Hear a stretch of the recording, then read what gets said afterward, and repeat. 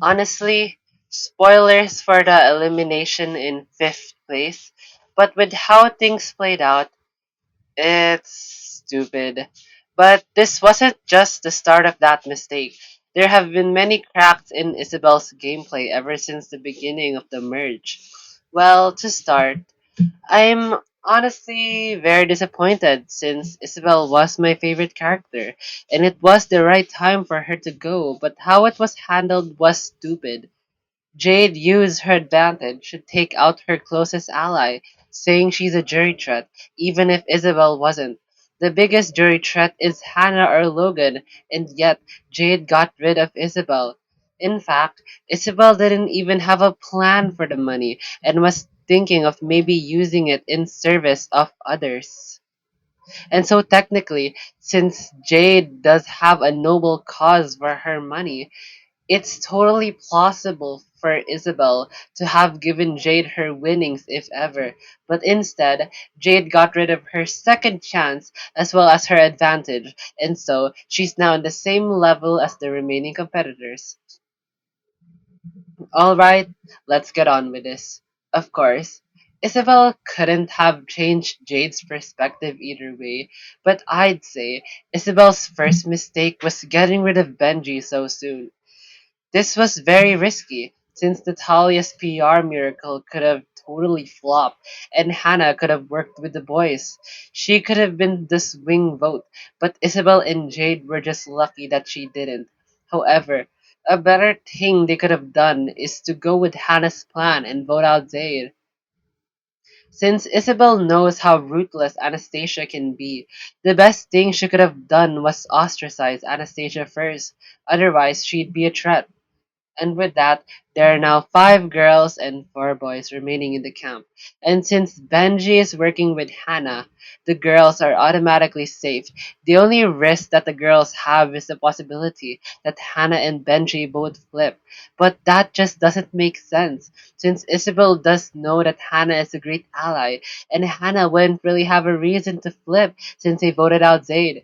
And so, during the next elimination, instead of them voting for Richard, the best option to vote for is Spencer. Spencer is the best option, since aside from him being antagonistic, the girl's only option really is to vote out one of the guys, because Isabel's plan should be to get rid of the numbers of the boys first before getting rid of Benji, to ensure that Hannah can't flip even if she wanted to. At this point, Natalia would also be targeting Spencer, and so, since Isabel needs to maintain closeness with Natalia, Spencer is truly the best option. Now, at this point, the comeback challenge is happening. Sadly, no matter what Isabel will do, Marissa and Amelie are still the ones who'd be returning, and so Isabel will have to think of other ways to get rid of them, since they're an extra factor that could ruin the game, primarily because Anastasia and Marissa will be the power couple, and then Hannah, Benji, and Amelie will be a trio that votes together. So, for this elimination, this was honestly Isabel's biggest mistake in the canon version. And it's that she didn't do much to save Natalia. She was one of her closest allies. And if she had stayed, then Isabel would be a step closer to her victory. Anyways, this is why her primary objective is to make sure that Natalia stays. And there are honestly many ways to do this. And that's by targeting the power couple. So first, Isabel and Jade will gather up votes. Natalia will vote with them, and Natalia could also get Logan and Richard to vote with them. That's also half of the votes. But to ensure that things go right, they should honestly just tell Hannah, Benji, and Amelie to vote with them. Since they wouldn't have a grudge on Jade and Isabel, then they'd understand that voting out the couple is the best move. And so between the two of them, the best person to vote out is Anastasia, considering how her paranoia makes her unpredictable. So now, the power couple has finally split up, and now there's 6 girls left and 3 boys left. Either way, the girls' alliance has reached its expiration date, and so the best thing for Isabel and Jay to do is to work with Natalia, Richard, and Logan. Since 3 people voting together is dangerous, it would be the safest option to work with Natalia, and like Isabel, who was supposed to be allies with them during Blue Team, and so they share common ground. With their 5 votes together, plus an immunity totem and an advantage, they're basically controlling the game.